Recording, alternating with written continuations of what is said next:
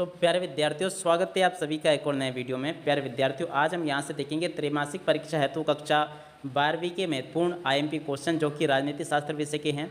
तो चलिएगा बिना किसी देरी के वीडियो में आगे बढ़ते हैं और समझते हैं कि त्रैमासिक परीक्षा 2023-24 हेतु कक्षा 12वीं राजनीति विज्ञान या राजनीति शास्त्र विषय के लिए आपको कौन कौन से क्वेश्चन अच्छे से पढ़ लेने चाहिए, जिससे कि आप सभी लोगों का पेपर में एक भी क्वेश्चन ना छूटे। तो चलिएगा आगे बढ़ते हैं, समझते हैं कि कक्षा 12 के लिए आप सभी को राजनीति शास्त्र विषय के लिए कौन कौन से क्वेश्चन अच्छे से याद करने चाहिए, जिससे कि आप सभी लोग त्रैमासिक में अच्छे नंबर ला पाओ। तो देखिएगा इस प्रकार के क्वेश्चन पेपर में आपसे कौन कौन से क्वेश्चन पूछे जाएंगे।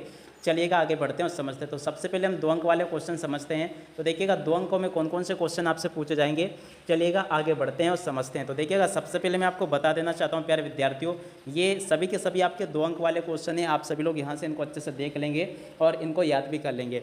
तो पहला क्वेश्चन क्या लिखा है, सोवियत संघ के विघटन से विश्व की राजनीति में क्या स्वरूप में क्या परिवर्तन आया। तो देखिएगा इसका उत्तर ये लिखा गया है, आप लोग इस जगह से इसको याद कर लेंगे। क्या लिखा, सोवियत संघ के विघटन से विश्व राजनीति में एक बड़ा परिवर्तन आया। सोवियत संघ के विघटन के पश्चात विश्व की राजनीति एक ध्रुवीय हो गई, क्योंकि अब अमेरिका ही एक महाशक्ति रह गया। तो देखिएगा इस तरह से आप सभी लोग यहाँ से इस क्वेश्चन को याद कर लेंगे। अगला क्वेश्चन ये लिखा, शॉक थेरेपी से आप क्या समझते हो। तो देखिएगा पूरा का पूरा ये यहाँ पर आपको दिया गया है कि शॉक थेरेपी से आप क्या समझते हो। शॉक थेरेपी क्या थी। तो देखिएगा प्यारे विद्यार्थियों, यहाँ पर आप सभी को अच्छे से बताया गया है कि शॉक थेरेपी से आप क्या समझते हो। सोवियत संघ के पतन के बाद रूस पूर्वी यूरोप तथा मध्य एशिया के देशों में साम्यवादी से पूंजीवाद की ओर संक्रमण के लिए एक विशेष मॉडल अपनाया गया, जिसे शॉक थेरेपी आघात पहुँचाकर उपचार करना कहा गया। विश्व बैंक तथा अंतर्राष्ट्रीय मुद्रा कोष द्वारा इस प्रकार के मॉडल को अपनाया गया।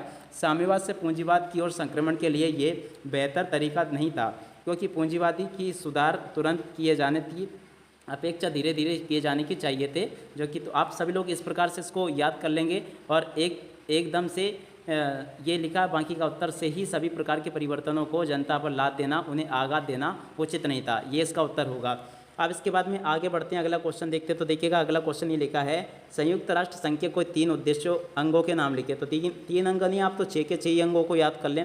पहला अंग है महासभा, दूसरा सुरक्षा परिषद, तीसरा सचिवालय, चौथा अंतर्राष्ट्रीय न्यायालय, 5वां आर्थिक एवं सामाजिक परिषद, 6ठा न्यास परिषद।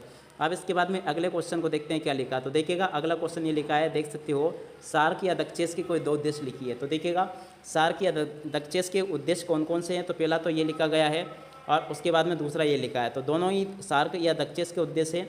और इसके बाद में आगे बढ़ते हैं, अगले क्वेश्चन को देखते हैं। तो देखिएगा प्यारे विद्यार्थियों, अगला क्वेश्चन ये लिखा है, निशस्त्रीकरण से क्या तात्पर्य। वेरी मोस्ट एमपी क्वेश्चन है प्यारे विद्यार्थियों, बिल्कुल ये आपसे पेपर में पूछा जाएगा कि निशस्त्रीकरण से क्या तात्पर्य। पूरा का पूरा लिखा है यहाँ पर, विश्व राजनीति में हथियारों की होड़ एक बड़ी समस्या रही है।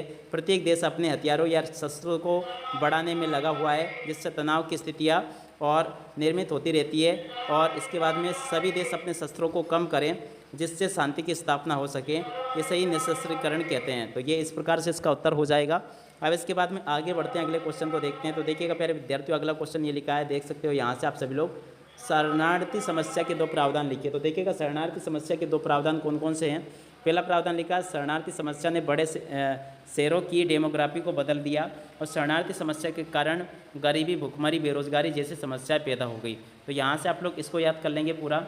अगला क्वेश्चन ये लिखा, देख सकते हो क्या लिखा है, राष्ट्र निर्माण से क्या आशय है। तो देखिएगा राष्ट्र निर्माण से क्या आशय, पूरा का पूरा जो क्वेश्चन लिखा है ना, इसको आप लोग यहाँ से देख लें और पूरा का पूरा याद कर लेंगे, जैसा कि मैंने आपको बताया है। तो इस जगह से आप सभी लोग इस क्वेश्चन को याद कर लें अच्छे से। अब इसके बाद में देखिएगा प्यारे विद्यार्थियों, आगे हम यहाँ से 3 अंक वाले क्वेश्चन देखने वाले हैं। अभी तक मैंने आप सभी को 2-2 अंक वाले सभी के सभी क्वेश्चन बता दिए और उन सभी का उत्तर भी मैंने आपको दे दिया। अब हम 3 अंक वाले क्वेश्चन को देखेंगे और इसके फुल सॉल्यूशन को भी देखेंगे। तो देखिएगा यहाँ से आप सभी को एक तो ये वाला क्वेश्चन, भारत चीन संबंधों में मतभेद के कोई 3 कारण लिखिए। तो देखिएगा भारत और चीन के जो संबंध है उसमें मतभेद के कारण कौन कौन से हैं। चलिएगा आगे बढ़ते हैं और समझते हैं। तो देखिएगा पहला जो है ना कारण, वो है सीमा विवाद। दोनों देशों के बीच में सीमा विवाद की स्थितियाँ बनी हुई रहती है। अगला है मैक-मोहन रेखा और उसके बाद में तीसरा है भारत द्वारा किए गए परमाणु परीक्षण। तो यहाँ से आप सभी लोग इसको लिख लेंगे। और इसके बाद में अगला लिखा है चीन द्वारा बस्तियाँ बनाने का फैसला। तो देखिएगा इस प्रकार से आप सभी लोग यहाँ से लिख लें और इसके बाद में आप आगे बढ़ते हैं, अगले क्वेश्चन को देखते हैं। तो देखिएगा अगला क्वेश्चन ये लिखा है, देख सकते हो यहाँ पर ये दिया गया है, क्या लिखा, यूरोपीय संघ के मुख्य उद्देश्य लिखिए। तो देखिएगा यूरोपीय संघ क्या है और इसके मुख्य उद्देश्य क्या है। चलिएगा आगे बढ़ते हैं और जानते हैं और समझते हैं। तो देखिएगा पहले लिखा है, सदस्य राष्ट्रों के मध्य सभी विवादों का आपसी बातचीत से सुलझाना। दूसरा ये लिखा है, तीसरा ये लिखा गया है और उसके बाद में चौथा ये लिखा है और उसके बाद में पाँचवा ये लिखा गया, छठा ये लिखा है। तो आप सभी लोग यहाँ से इनको देख लेंगे और अच्छे से आप सभी लोगों को इनको याद भी कर लेना है। ये यूरोपीय संघ के उद्देश्य हैं, तो आप सभी लोग यहाँ से यूरोपीय संघ के उद्देश्यों को अच्छे से देख लें और पूरा का पूरा इसको याद भी कर लेंगे। अब इसके बाद में अगले क्वेश्चन को देखते हैं क्या लिखा है। तो देखिएगा अगला क्वेश्चन ये दिया गया प्यारे विद्यार्थियों, संयुक्त राष्ट्र संघ के उद्देश्य लिखिए। तो देखिएगा प्यारे विद्यार्थियों, आप लोगों को जो क्वेश्चन मैं बता रहा हूँ वही के वही क्वेश्चन आपसे त्रैमासिक में पूछे जाएंगे, एक भी क्वेश्चन आपका इसमें से बाहर जाने वाला नहीं है। तो यहाँ से आप सभी लोग संयुक्त राष्ट्र संघ के उद्देश्यों को याद कर लेंगे पूरा।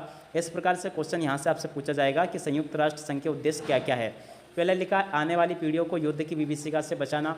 दूसरा है मूलभूत मानव अधिकारों को, मनुष्यों की गरिमा और कार्य तथा पुरुष, स्त्री एवं राष्ट्र में विश्वास को मजबूत करना। ऐसी स्थितियों का निर्माण करना जिससे न्याय तथा संधि एवं अंतर्राष्ट्रीय विधि के अन्य स्रोतों को उत्तरदायित्वों का पालन किया जा सके। और सामाजिक प्रगति तथा जीवन के बेहतर बनाना। सभी राष्ट्रों के मध्य मैत्रीपूर्ण संबंध स्थापित करना और आर्थिक, सामाजिक तथा सांस्कृतिक क्षेत्रों में सहयोग करना।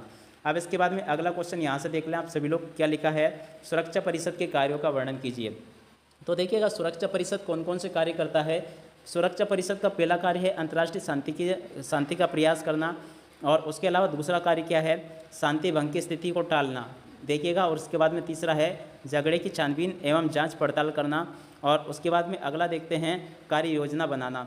ये प्यारे विद्यार्थियों इनके कार्य लिखे हैं। अब इसके बाद में अगले क्वेश्चन को देखते हैं, ये लिखा है मानव अधिकार पर लेख लिखिए। तो देखिएगा मानव अधिकार पर लेख आपको किस प्रकार से लिखना है, आप सभी लोग यहाँ से इनको देखते चलें। अभी हम कितने अंक वाले क्वेश्चन देख रहे हैं प्यारे विद्यार्थियों, यहाँ पर मैंने आपको बताया था अभी हम 3 अंक वाले क्वेश्चन देख रहे हैं यहाँ से। तो आप सभी लोग यहाँ से 3-3 अंक वाले जितने भी क्वेश्चन मैंने आपको बताया ना, आप सभी लोग इनको बराबर देखते चले और पूरा यहाँ से इनको याद भी कर लेंगे।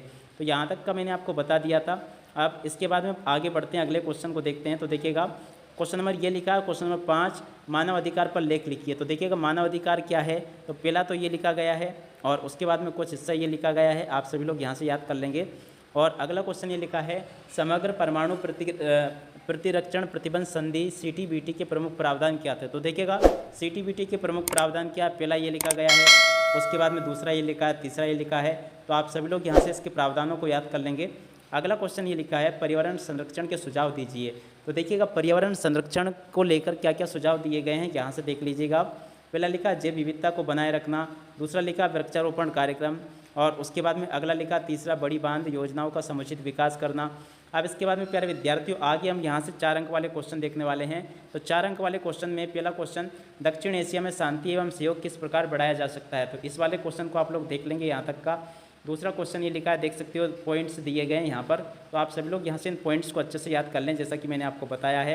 अब इसके बाद में अगला क्वेश्चन ये लिखा है, देख सकते हो श्रीलंका के जाति संघर्ष का परीक्षण कीजिए। तो देखिएगा श्रीलंका में जाति संघर्ष किस हद तक बढ़ा, यहाँ से आप सभी लोग इसको लिख लें और पूरा का पूरा याद कर लेंगे। और इसके बाद में अगला क्वेश्चन ये लिखा है 1947 में भारत के विभाजन हेतु कौन कौन से कारणों को आप उत्तरदायी मानते हैं। तो देखिएगा कौन कौन से कारण इसके लिए उत्तरदायी है। पहला है मुस्लिमों की भावना, दूसरा है मुस्लिम लीग की कांग्रेस की प्रति कांग्रेस की तुष्टीकरण की नीति, उसके बाद में अगला लिखा अंग्रेजों की फूट डालो और राज करो की नीति, और इसके बाद में अगला है सांप्रदायिक दंगे। अब इसके बाद में अगला क्वेश्चन देखते हैं गुट निरपेक्ष आंदोलन की प्रासंगिकता की विवेचना कीजिए। तो यहाँ से आप लोग इस क्वेश्चन को देख ले पूरा, और इसके अलावा कुछ हिस्सा ये लिखा है, आप सभी लोग देख लेंगे यहाँ तक का। और इसके बाद में अगला क्वेश्चन ये है, एक स्वाधीन राष्ट्र के रूप में भारत को किन किन चुनौतियों का सामना करना पड़ा। तो देखिएगा भारत को कौन कौन सी चुनौतियों का सामना करना पड़ा। तो देखिएगा पहली चुनौती थी खाद्यान्न की कमी, और उसके बाद में अगली क्या थी गरीबी, और अगली थी बेरोजगारी, अशिक्षा। ये सारी चुनौतियाँ थी जो कि जब भारत आज़ाद हुआ था उस समय ये बहुत ही ज़्यादा फैली हुई थी। संयुक्त राष्ट्र संघ के प्रमुख अंगों के नाम लिखकर बताइए कि आप किस दृष्टि में सबसे महत्वपूर्ण अंग कौन सा है। तो देखिएगा ये तो प्रमुख अंग है, यहाँ से आप लोग देख लेंगे। और उसके बाद में सचिवालय को आप लोग यहाँ से अच्छे से समझा दें। और उसके बाद में अगला क्वेश्चन ये लिखा है संयुक्त राष्ट्र संघ में सुधार का कार्य अर्थ है सुरक्षा परिषद के ढांचे में बदलाव, इस कथन को सत्यापित कीजिए। तो देखिएगा यहाँ तक का आप सभी लोग लिख लेंगे, पूरा का पूरा मैंने यहाँ तक का आपको बता दिया। इसके अलावा कुछ हिस्सा ये दिया गया है, तो आप सभी लोग यहाँ तक का पूरा याद कर लें। आप इसी के साथ में प्यारे विद्यार्थियों इस वीडियो को यहीं पर समाप्त करते हैं। नमस्कार, जय हिंद, जय भारत।